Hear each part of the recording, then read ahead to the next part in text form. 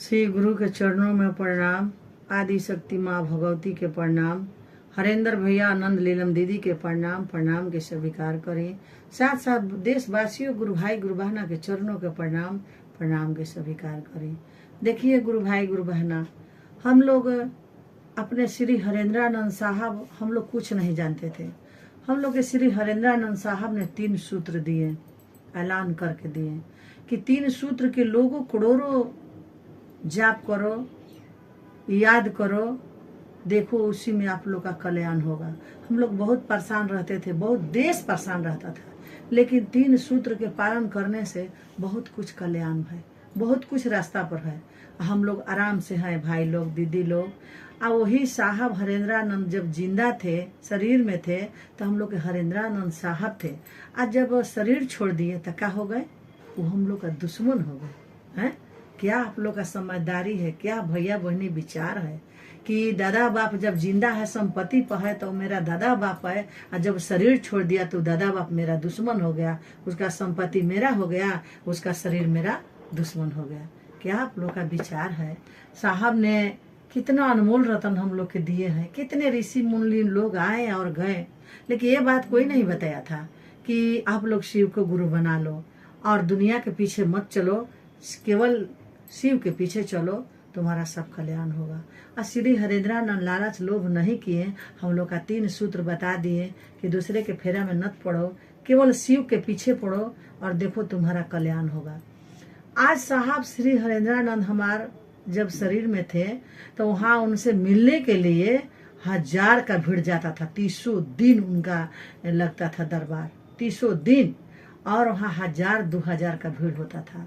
आज श्री हरेंद्रानंद साहब चला गए शरीर छोड़ के, तो लोग गांव में घूम घूम के कह रहा है, पहले फोटो बिगवाया साहब दीदी के, अब लोग क्या कह रहा है कि कंगन फेंक दीजिए, कंगन मत पहनिए, कंगन पहन के पति पत्नी साथ नहीं रह सकता है। विचार कीजिए, क्यों नहीं रहेगा भाई? हमारा छोटी को पोता जन्म लिया है, उसी को हाथ में हम तुरंत पैदा होते होते घोषणा किए, उसको हाथ में कंगन डाले। मेरे साल भर के पोती है, उसको कंगन पहनाए हैं। मेरा 2 साल का पोता है, उसको कंगन पहनाए हैं। मेरा सारी फैमिली पहनता है और पूरा तमाम पहनता है कंगन।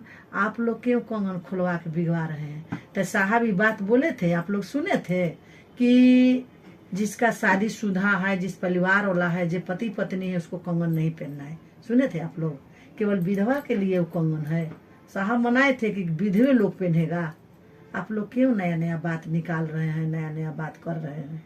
आप लोग कम से कम अबोले सुधर जाइए। साहब बोले थे कि शरीर में है तो माया है, और शरीर छोड़ देंगे तो दुश्मन जैसा आप संगे बर्ताव करेंगे, और नहीं अपने गुरु के राह पर चलोगे और गुरु के कार्य करोगे तो हर जगह तुमसे मिलेंगे, हर चौराहा पर तुमसे मिलेंगे, हर समय मिलेंगे। भैया लोग कम से कम उनका बात का एतबार कीजिए। ये मत सोचिए कि शरीर छोड़ के चला गए हैं तो हम अपना मनमानी करेंगे, अपना मनमानी चलेंगे। आपको शिव चर्चा में रहना है तो ढंग से रहिए, और नहीं रहना है तो केवल आप ढंग मत कीजिए। आप माफी मांगिए, जोड़ना है तो जोड़िए, तोड़ने का कोशिश मत कीजिए। ये मत कहिए कि फोटो बिक दीजिए, कंगन बिक दीजिए, आप चर्चा मत कीजिए, आप भोग मत लगाइए, आप भजन मत गाइए, आप बजा मत लगाइए। साहब क्या कहते थे?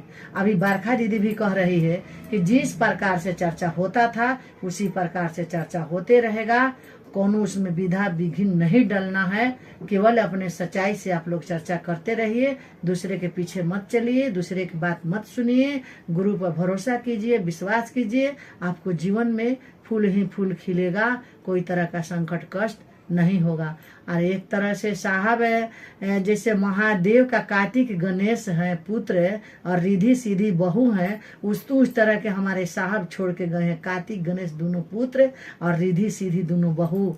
तो कम से कम बहू बरखा दीदी के तो बात आप लोग मानिए, बरखा दीदी से जाके आप लोग मिलिए, के प्रयास कीजिए मिलने का, कि वहाँ जाने से क्या मिलता है।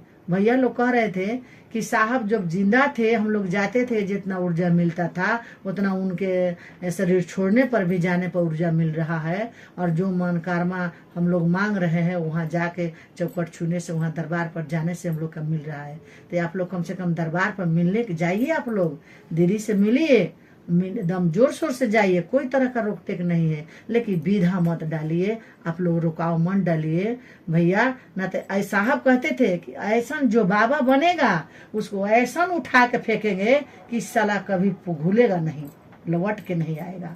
और जो कहे हैं वो करेंगे, ये मत सोचिए कि दूर हट गए हैं। आप कोई मुसीबत में, कोई संकट में पुकारिए, आपके पास नहीं आते हैं साहब, तो आपका चप्पल मेरा सिर रहेगा। भैया हम तैयार हैं, डंका का चोट पर कहते हैं, लुका छिपा के नहीं कहते हैं। हम यही कहेंगे कि आप लोग विधि से, अपना विचार से, अपना ईमानदारी से गुरु के चर्चा बढ़ाइए, तोड़िए मत, तोड़ने का कोशिश मत कीजिए। दीदी लोग जो कर रही है उनको करने दीजिए, सच्चाई से चर्चा बैठ के कर रही है, करने दीजिए। भजन गा रही है, गाने दीजिए। भोग लगा रही है, उनको आत्मा के संतुष्टि देने दीजिए। भोग मत हटा के बिगिए। काहे बिक रहे हैं? साहब बिकते थे, फोटो व भोजन नहीं बिकते थे। आप लोग क्यों कर रहे हैं? साहब आप लोग के सपना में कहा के बोलते हैं कि आप लोग भोग बिक दीजिए, फोटो बिक दीजिए, कंगन बिक दीजिए। आपको वो उधियाएंगे साहब न कि आप लौट नहीं पाइएगा। एक बात सुन लीजिए, यही हम कह रहे हैं। हमारा बात के तो आप लोग के दुख लगता है कि ललझारो दीदी यूट्यूब पर ऐसे ऐसे बोलती हैं। जब हमको बर्दाश्त नहीं होता है, बर्दाश्त से बाहर होता है, तब हमको बोलना पड़ता है। न तो हम किसी से महान नहीं है, न किसी से पढ़ल है, न लिखल है। हम एकदम निपट गंवार हैं। लेकिन ये हमको बुझा रहा है कि 3 सूत्र किस विधि से बढ़ाना है, कैसे प्रेम को जोड़ना है, तोड़ना नहीं है। यही कह के अपने गुरु के चरणों में मैं प्रणाम करती हूँ। सभी गुरु भाई गुरु बहना के प्रणाम के स्वीकार कीजिए।